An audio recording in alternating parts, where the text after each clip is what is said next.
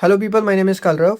इस वीडियो में हम मीली एंड मूर मशीन की बात करने वाले हैं। हम मीली टू मूर का कन्वर्जन देखेंगे और हम मूर टू मीली का भी कन्वर्जन देखेंगे। ठीक है, तो देखो सबसे पहले हम ये समझते हैं कि मीली एंड मूर मशीन का मतलब क्या होता है। ठीक है, हमने अभी तक ना फाइनाइट ऑटोमेटा पढ़ लिया, हमने डीएफए पढ़ लिया, एनएफए पढ़ लिया, ईएनएफए पढ़ लिया। ठीक है, ये सारे क्या फाइनाइट ऑटोमेटस है।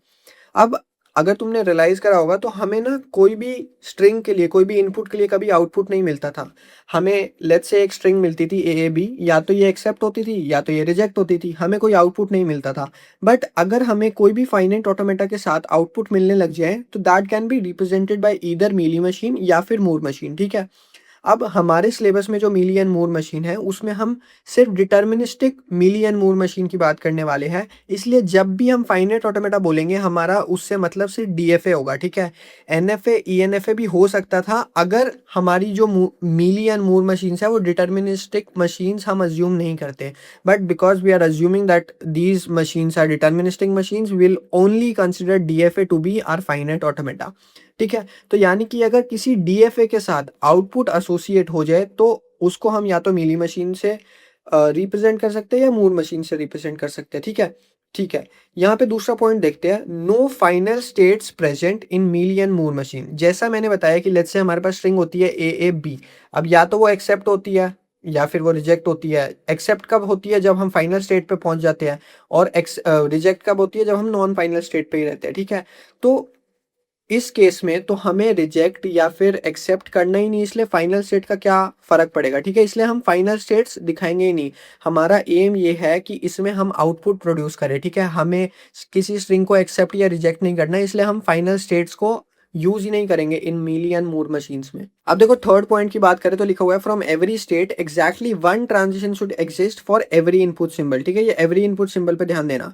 देखो सबसे पहले तो हम डीएफए की बात करने वाले हैं, तो इसलिए एक ही ट्रांजिशन पॉसिबल होगी एक इनपुट सिंबल के लिए। ठीक है, मल्टीपल ट्रांजिशन पॉसिबल नहीं है।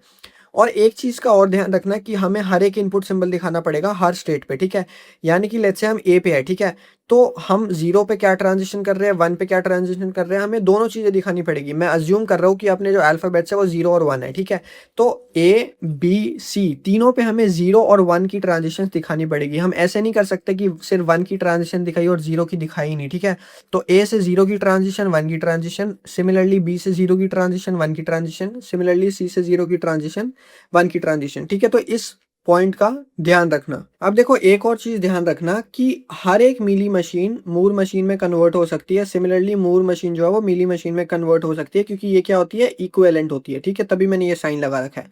अब देखो मिली मशीन मैंने क्या लिख रखा है, output is associated with transition. ठीक है, देखो ये ना मिली मशीन है, तुम देखोगे ये जो मैंने लिख रखा है ना स्लैश के बाद, वो आउटपुट है। ठीक है, तो देखो जहां जहां पे ट्रांजिशन हो रही है वहां पे मैंने ये आउटपुट लिख रखा है। ठीक है, ए फिर उसके बाद ए। ठीक है, वेयर एज मूर मशीन में क्या होता है, output is associated with state. मैं जब इसे कन्वर्ट करूंगा ना मूर मशीन में, तो मैं यहाँ पे आउटपुट्स लिखूंगा। ठीक है, तो यानी कि स्टेट्स में आउटपुट को लिखूंगा। तभी मैंने लिख रखा है कि मीली मशीन में जो आउटपुट होता है that is associated with transitions, whereas in Moore machine output is associated with state. ठीक है, तो यहाँ पे मैं आउटपुट लिखूंगा। ठीक है, अभी मैं कन्वर्जन करूंगा तो तुम्हें और क्लियर हो जाएगा। ठीक है, तो देखो हम मीली टू मूर मशीन का कन्वर्जन देखते हैं पहले। ठीक है, फिर हम मूर टू मीली मशीन का कन्वर्जन देखेंगे। देखो यहाँ पे सबसे पहले मैं ये बताता हूँ कि इसको रीड कैसे करना है। ठीक है, तो देखो हमारे पास तीन स्टेट्स है, ए बी और सी। ठीक है, अब देखो इसका मतलब क्या है, वो कह रहा है कि अगर हम ए स्टेट पे है और हमें जीरो इनपुट मिलता है तो हम ए आउटपुट प्रोड्यूस करेंगे और बी पे ट्रांजिशन कर जाएंगे।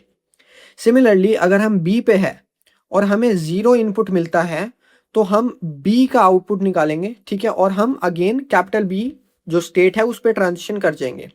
सिमिलरली वो कह रहा है कि अगर हम बी स्टेट पे है और हमें वन इनपुट सिंबल मिलता है तो हम ए आउटपुट प्रोड्यूस करके सी स्टेट पे चले जाएंगे। सिमिलरली अब हम सी स्टेट की बात कर लेते हैं। सी स्टेट को अगर जीरो मिले तो वो ए आउटपुट देके कैपिटल बी स्टेट पे चला जाएगा, और सी को अगर वन इनपुट मिले तो वो स्मॉल बी का आउटपुट देके खुद की स्टेट पे ही वापस चला जाएगा। ठीक है, सिमिलरली जो ए स्टेट है उसे अगर वन मिले तो वो ए का आउटपुट देके सी पे ट्रांजिशन कर जाएगी। आई होप तुम्हें रीड करना आ गया कि इन ट्रांजिशंस को कैसे रीड करना है। अब देखो कन्वर्जन की बात करते हैं। ठीक है, देखो हम सबसे पहले ए स्टेट की बात करते हैं, ठीक है। मैंने बताया कि हमें हर इनपुट सिंबल का ट्रांजिशन दिखाना है, तो सबसे पहले हम ए के लिए जीरो का ट्रांजिशन देखते हैं, ठीक है। देखो ए पे जीरो का ट्रांजिशन हो रहा है तो वो बी में जा रहा है और हमें आउटपुट मिल रहा है ए। तो देखो अब हम क्या करेंगे, हम जो आउटपुट है वो एसोसिएट करेंगे जिस स्टेट पे हम जा रहे हैं उससे, ठीक है। तो देखो हम बी पे जा रहे हैं और आउटपुट हमारा ए आ रहा है, तो हम यहाँ पे ए लिख देंगे, ठीक है। और हमारा जो इनपुट है वो है जीरो। समझ आया मैंने कैसे करा? देखो ए स्टेट पे हम हैं, हमें जीरो इनपुट मिला तो हम बी स्टेट पे गए और आउटपुट प्रोड्यूस करा ए। हम ए स्टेट पे है तो हमें जीरो इनपुट मिला, हम बी स्टेट पे गए और हमें आउटपुट प्रोड्यूस करा हमने ए, ठीक है। तो इस तरीके से हम इक्विवेलेंट तरीके से डायग्राम को बनाते हैं। अब देखो ए स्टेट पे ही हम वन का ट्रांजिशन देख लेते हैं, ठीक है। देखो ए पे अगर वन मिल रहा है हमें तो हम सी पे जा रहे हैं और ए आउटपुट प्रोड्यूस कर रहे हैं, तो हम सी के साथ ए एसोसिएट कर देते हैं, ठीक है। और कैपिटल ए को वन मिल रहा है तो हम सी पे ट्रांजिशन कर रहे हैं, ठीक है। देखो अब इसका भी सेम ही मतलब है, कैपिटल ए पे हम हैं, हमें वन इनपुट मिला तो हम सी पे गए और आउटपुट प्रोड्यूस करा ए। यहाँ पे भी देखो ए पे अगर हम हैं तो हमें वन इनपुट मिला, ठीक है, वन इनपुट मिला, हम सी पे गए और हमें आउटपुट मिला स्मॉल ए। अब देखो हम बी पे आ जाते हैं, ठीक है। बी पे अगर तुम देखोगे, बी पे हम देखते हैं जीरो का ट्रांजिशन क्या हो रहा है। बी पे अगर जीरो का इनपुट मिलता है तो हम बी स्टेट पे ही जाते हैं और हमें आउटपुट मिलता है स्मॉल बी।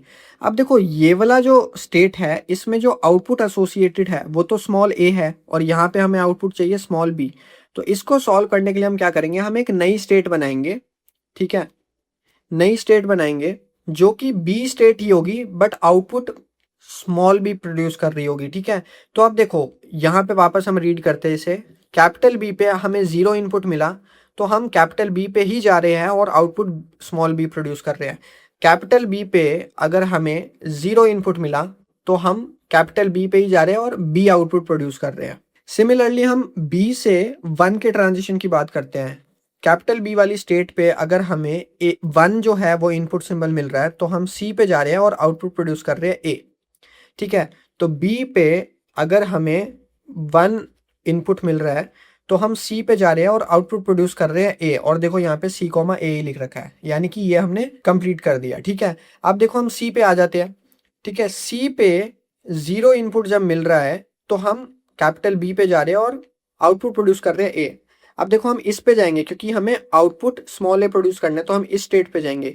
तो यानी कि सी को अगर जीरो मिले, ठीक है, सी को अगर जीरो मिले तो हम कैपिटल बी पे जा रहे हैं, ठीक है, और ए प्रोड्यूस कर रहे हैं। सी को अगर जीरो मिले तो हम कैपिटल बी पे जा रहे हैं और ए प्रोड्यूस कर रहे हैं। I hope I am very very clear. अब देखो फाइनल चीज रह गई जहाँ पे हम सी का वन से ट्रांजिशन देखने वाले, ठीक है। हम कैपिटल सी पे है तो हम वन इनपुट जब ले रहे हैं तो हम कैपिटल सी पे ही वापस आ रहे हैं और आउटपुट प्रोड्यूस कर रहे हैं बी। अब देखो ये जो है ये है कैपिटल सी बट आउटपुट है यहाँ पे ए, तो हम एक नई स्टेट बनाते हैं, ठीक है। तो देखो सी पे अगर हमें वन इनपुट मिला तो हम सी पे ही जा रहे हैं और आउटपुट प्रोड्यूस कर रहे हैं बी। अब देखो क्योंकि हमारे पास दो बीस थे और दो सीज थे तो मैंने बस नाम दे दिया उन्हें B1 B2 C1 और C2, ठीक है। अब देखो मैंने ये बताया कि for every state every input symbol should exist, ठीक है। तो यानी कि अब ये वाली स्टेट देखो यहाँ पे ना जीरो का ट्रांजिशन है ना वन का ट्रांजिशन है, ठीक है। यहाँ पे देखो ना जीरो का ट्रांजिशन है ना वन का ट्रांजिशन है। ये और ये स्टेट के लिए तो है जीरो और वन का ट्रांजिशन, इन दोनों स्टेट्स के लिए हमें बनाना पड़ेगा, ठीक है। तो देखो हमने जैसे इस बी के लिए बनाया ना कि जीरो मिलेगा तो हम इस स्टेट पे जाएंगे।